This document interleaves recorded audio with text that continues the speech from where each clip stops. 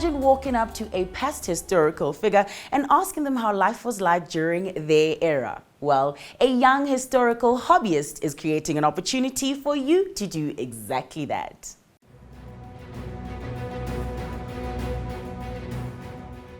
You could say it all began in about January 2020, but that was when I made my first outfit. I was literally doing a bit of research about Napoleon, and I thought, wow, those outfits are very magnificent. Maybe I could actually try and make one. And I made one. It was very crude. As we know, everything needs to start out somewhere. And I could say it has been going on for about 2.5 years. To understand why I do it, I like to go back a bit further in my own past. Because yes, it all started in January 2020, but I could say a big milestone was also August 2018.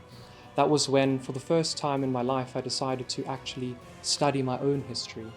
Essentially, I found some old videotapes of my child self. And traditionally, someone would look at videos of their past self and be like, oh, cute, and oh, embarrassing. To me, that changed everything. Everything changed when I found out those videos and I looked at the person who created me today. I saw that boy in the video as the creature, the very entity that forged me today. And so ever since then, I went on an obsession of trying to understand who that boy was, collecting records, and I even interviewed my mother. I've got about 7-hour-long recordings with my mother, asking her, forget about me, who is this boy in the picture? And that endeavor to understand my past self literally gave me a whole new appreciation of the creature that I am. And well, fast forward, like I said, to January 2020, I decided that it's about time to now understand all of history. Now that I know my history, I want to move on to all of history. So that's essentially why I do it, why I create outfits from all of history, is it's my effort to try and understand it. And it's essentially all dictated to by this theory that I had in 2019 in my diary, that when the universe began, matter was shot in all directions. Matter in motion has trajectory, a direction that it's headed in. This trajectory, this momentum of the past has forged today, and we can still feel it, and it's busy forging the future. I suppose you could summarize it as, if we don't understand the past, we don't know where we're going. First time I went for a walk, and that was very, very exciting and quite interesting, because it was, of course, a lot of surprise.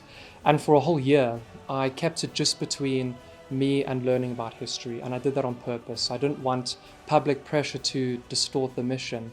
I literally would be in my Napoleonic uniform going on a full 12-hour march that day to just put myself what the people in history did. But of course, people started wondering, who's this mystery knight walking around? Who's this mystery medieval person walking around? And so for the first time last year, I did a public presentation where on Facebook, I advertised it. So I have a neighbor who's good with the community. And for the very first time in May 2021, I got the community together and I did a little play at the park. And that went down very well. And I thought that, well, I suppose I could do this some more. And that's basically, from there, it just turned into a great special bond with the community. They know me and I know them. Parlez-vous français? You from France, I see?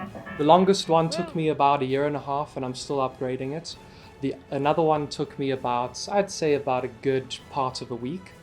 So yes, it varies a lot depending what materials I have and what still needs to be gotten. For example, so I made the tunica by cutting and sewing it. The top over here needed to be sewed. I also made the scarf over here. And I've also made the belt. And also, I don't want to break anything, sorry. This is the Roman gladius, which I got together with a friend. We spent about 2-3 days making it, and he helped me make so many of my items that needed to be things like my swords and shields, and I'm very thankful for him. I do this mission alone. It's invented by me and continued by me, but I couldn't have done it without any help. And this is just an example of many things that, this one of the community members gave me, a Russian Yushanka hat. And I even had a neighbor who gave me an original pair of Anglo-Boer War breeches. So the community has really been so engaged with me and helped me a lot. And it makes me feel, well, gives me the will to continue and make it even better, yes.